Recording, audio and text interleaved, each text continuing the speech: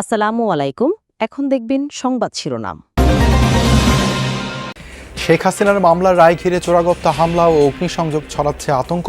বিপুল অর্থ আর অস্ত্রের ব্যবহারে দীর্ঘমেয়াদী সহিংসতার শঙ্কা বিশ্লেষকদের। রংপুরের ব্যবসায়ী আশরাফুলকে ফাঁদে ফেলে অর্থ আদায় ছিল হত্যাকারী জরেজ ও তার প্রেমিকার টার্গেট, জানালো র্যাব। নয়াপাড়া গ্রামে খণ্ডিত মরদেহের দাফন সম্পন্ন। বরিশাল বিভাগের হেডকোয়ার্টার হিসেবে বিবেচিত ৫ সংসদীয় আসনটি ফিরে পেতে চায় বিএনপি। অবস্থান পাকাপোক্ত করতে মরিয়া ইসলামী দলগুলো। গাজীপুরের কোনাবাড়িতে একটি ফ্ল্যাট থেকে এক নারী পোশাক শ্রমিকের রক্তাক্ত মরদেহ উদ্ধার করেছে পুলিশ। বর্তমান ডেঙ্গু পরিস্থিতি উদ্বেগজনক নয়, তবে ডেঙ্গু পরিস্থিতি নিয়ন্ত্রণে রাখতে মশক নিধন কার্যক্রম জোরদার করা হয়েছে। এতক্ষণ দেখছিলেন সংবাদ শিরোনাম, এখন দেখবেন বিস্তারিত। রংপুরে কাঁচামাল ব্যবসায়ী আশরাফুল হককে প্রেমের ফাঁদে ফেলে অন্তরঙ্গ মুহূর্তের ভিডিও ধারণ করে টাকা আদায় করার টার্গেট ছিল জরেজ ও প্রেমিকা শামীমার। সকালে কাউরান বাজারে র্যাব মিডিয়া সেন্টারে আয়োজিত সংবাদ সম্মেলনে এই তথ্য জানায় র্যাব ৩-এর অধিনায়ক লেফটেন্যান্ট কর্নেল ফায়জুল আরেফিন। বলেন, গেল রাতে কুমিল্লা থেকে গ্রেপ্তার করা হয় শামীমাকে। এর আগে মূল হোতা জরেজকে গ্রেপ্তার করে ঢাকা মহানগর গোয়েন্দা পুলিশ। প্রাথমিক জিজ্ঞাসাবাদ শেষে র্যাব জানায়, জরেজ ও শামীমা মিলে ১০ লাখ টাকা আদায়ের পরিকল্পনা করে আশরাফুলকে ঢাকার শনির আখড়ায় নিয়ে আসে। পরে চেতনানাশক ব্যবহারে আশরাফুলকে অচেতন করে অন্তরঙ্গ মুহূর্তের ভিডিও ধারণ করে জরেজ। কিন্তু টাকা আদায় না করেই কেন হত্যা করা হলো সে রহস্য উদ্ঘাটনে জিজ্ঞাসাবাদ করছে র্যাব। মাদকাসক্ত জরেজ ১২ নভেম্বর আশরাফুলকে হত্যা করে ২৬ টুকরো করে হাইকোর্ট এলাকায় ফেলে পালিয়ে যায়। শামীমা আমাদের যে উত্তর দিয়েছে তাতে তার ভাষ্য মতে ব্ল্যাকমেইলের মাধ্যমে ৭ লক্ষ টাকা পাবে এবং পরবর্তীতে এই টাকা দিয়ে সে মালয়েশিয়ায় গমন করবেন। এবং আমরা এটাও দেখতে পাই যে জরেজের মোবাইল বিশ্লেষণ করে যে সে অলরেডি মালয়েশিয়া যাওয়ার জন্য সে পাসপোর্ট সংগ্রহ করার জন্য সে অলরেডি তার পাসপোর্ট অফিসও তার প্রস্তুত রয়েছে পাসপোর্ট। রাজধানীর জাতীয় ঈদগাহ মাঠের পাশ থেকে খণ্ডিত অবস্থায় উদ্ধার হওয়া আশরাফুল হকের জানাজা ও দাফন সম্পন্ন হয়েছে। সকাল 8:30টায় রংপুর বদরগঞ্জের নয়াপাড়া গ্রামে জানাজা শেষে পারিবারিক কবরস্থানে সমাহিত করা হয় আশরাফুলকে। এর আগে গভীর রাতে কাঁচামাল ব্যবসায়ী আশরাফুলের মরদেহের খণ্ডিত ২৬টি টুকরো নেওয়া হয় তার গ্রামের বাড়িতে। গত বৃহস্পতিবার সন্ধ্যায় রাজধানীর জাতীয় ঈদগাহ মাঠের পাশের সড়ক থেকে ২ ড্রাম ভর্তি খণ্ডিত মরদেহ উদ্ধার করে পুলিশ। এই ঘটনায় মূল আসামি জরেজুল ইসলাম ও তার প্রেমিকা শামীমাকে গ্রেপ্তার করেছে আইনশৃঙ্খলা বাহিনী। গাজীপুরের কোনাবাড়িতে একটি ফ্ল্যাট থেকে এক নারী পোশাক শ্রমিকের রক্তাক্ত মরদেহ উদ্ধার করেছে পুলিশ। ভোরে কোনাবাড়ির বাইমাইলের নওয়াব আলী মার্কেটে এলাকার একতা টাওয়ার থেকে মরদেহটি উদ্ধার করা হয়। গুরুতর আহত অবস্থায় তার স্বামীকে উদ্ধার করে হাসপাতালে পাঠানো হয়েছে। পুলিশ ও স্থানীয়রা জানায়, স্ত্রী রহিমা খাতুন ও মেয়ে শারমিনকে নিয়ে বাইমাইলের একতা টাওয়ারের ৫ম তলার একটি ফ্ল্যাটে ভাড়া থাকতেন ইমরান হোসেন। গত রাতে দুর্বৃত্তরা ওই বাসায় প্রবেশ করে এই দম্পতিকে এলোপাতাড়ি কুপিয়ে পালিয়ে যায়। ঘটনাস্থলে মৃত্যু হয় রহিমার। খবর পেয়ে পুলিশকে মরদেহ উদ্ধার করে। গুরুতর আহত স্বামী ইমরানকে হাসপাতালে এবং মরদেহটি মর্গে পাঠায় পুলিশ। নিহতের মেয়ে শারমিনকে হেফাজতে নিয়ে জিজ্ঞাসাবাদ চলছে। এ বিষয়ে আইনগত ব্যবস্থা প্রক্রিয়াধীন রয়েছে বলেও জানিয়েছে পুলিশ। সিটি কর্পোরেশন ও সদর উপজেলা নিয়ে গঠিত বরিশাল সংসদীয় আসন ৫ দক্ষিণাঞ্চলের রাজনীতিতে গুরুত্বপূর্ণ আসন এটি।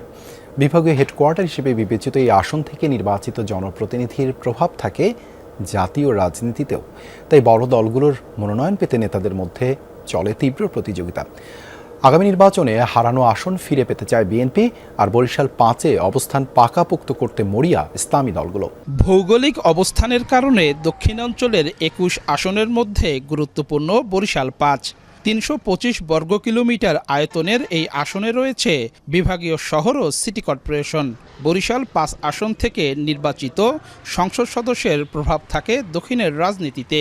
এছাড়া সরকারের দায়িত্বশীল পদেও থাকেন এই আসনের বিজয়ী প্রার্থী। এটা একটা পলিটিক্যাল হাব নিঃসন্দেহে, এবং কালচারাল হাব, একটা সোশ্যাল হাব, এবং এখানে পলিটিক্সটা বা পলিটিক্যাল অ্যাক্টিভিটিস বর্তমান সময় না, বহুত আগের থেকে হয়ে আসছে। বরিশাল হচ্ছে বিভাগীয় সদর, সেই হিসাবে সমগ্র বিভাগের প্রাণকেন্দ্র এটি। যিনি এমপি হন, সাংসদই হন, উনি আসলে অলিখিতভাবে সমগ্র দক্ষিণাঞ্চলের রিপ্রেজেন্ট করেন এবং সমগ্র দক্ষিণাঞ্চলের নেতৃত্ব দিয়ে থাকেন।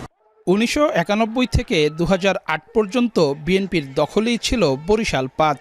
এর আগে 1979তেও এখান থেকে সংসদ সদস্য নির্বাচিত হয় বিএনপির প্রার্থী। তাই এ আসনে মনোনয়ন চেয়েছিলেন দলের হেভিওয়েট 6 নেতা। এবারও দলের আস্থা বিগত 4 বারের সংসদ সদস্য মজিবুর রহমান সরোয়ারি। মনোনয়নের পর দলীয় হাইকমান্ডের নির্দেশে প্রকাশ্যে ঐক্যবদ্ধ থাকলেও ভিতরে অনৈক্যের হাওয়া বইছে তৃণমূলের বিএনপিতে। ইসলামী আন্দোলন বাংলাদেশের মূল কেন্দ্র চরমোনাই দরবার শরীফ বরিশাল সদর উপজেলায়, তাই তাদের জন্য গুরুত্বপূর্ণ এই আসন। এখানে প্রতিদ্বন্দ্বিতা করবেন দলের সিনিয়র নায়েবে আমির মুফতি ফয়জুল করিম। সংসদ সদস্য ও সিটি মেয়র পদে প্রার্থী হয়ে নির্বাচনের অভিজ্ঞতা রয়েছে তার। আমি মনে করি ওই পুরানো অঙ্ক অমুকের এত ভোট ছিল তমুকের তত ভোট ছিল, এগুলো আসলে কিছু না। মানুষ যেহেতু নতুনভাবে অঙ্ক করতে শিখছে, এখন নতুন অঙ্ক কষবে। আগের যে সমস্ত হিসাব কিতাব এগুলো সব বাদ হয়ে যায়। দীর্ঘদিন পর নির্বাচনের মাঠে বাংলাদেশ জামায়াতে ইসলামী। বরিশাল 5 আসন থেকে প্রার্থী হয়েছেন দলের সহকারী সেক্রেটারি জেনারেল মুয়াজ্জেম হোসাইন হেলাল। ভোটের মাঠে জয়ের ব্যাপারে আশাবাদী তিনি। জামাত ইসলামী যে সিদ্ধান্ত নিয়ে যাকে নমিনি হিসেবে মনোনয়ন দিয়েছে, তাদের সেই ভাইকে নিয়ে তারা কাজ করতে গভীরভাবে আগ্রহী এবং তাকে নিয়ে তারা ময়দানে লড়াই করে এই আসনটি তারা নিয়ে নিতে পারবে বলে আমরা জনগণের কাছ থেকে সেটাই পাচ্ছি। বরিশাল 5 আসনে মোট ভোটার সংখ্যা 4,93,950, নারী ভোটারের সংখ্যা 2,47,000 এবং পুরুষ ভোটার 2,46,943। হিজড়া ভোটার আছেন 7 জন। বর্তমান ডেঙ্গু পরিস্থিতি উদ্বেগজনক নয়, তবে ডেঙ্গু পরিস্থিতি নিয়ন্ত্রণে রাখতে মশক নিধন কার্যক্রম জোরদার করা হয়েছে, এমনটাই জানিয়েছেন ঢাকা দক্ষিণ সিটি কর্পোরেশনের প্রশাসক মোহাম্মদ মাহমুদুল হাসান। সকালে রাজধানীর শনির আখড়ায় বিশেষ পরিচ্ছন্নতা ও মশক নিধন অভিযানে এ কথা জানান তিনি।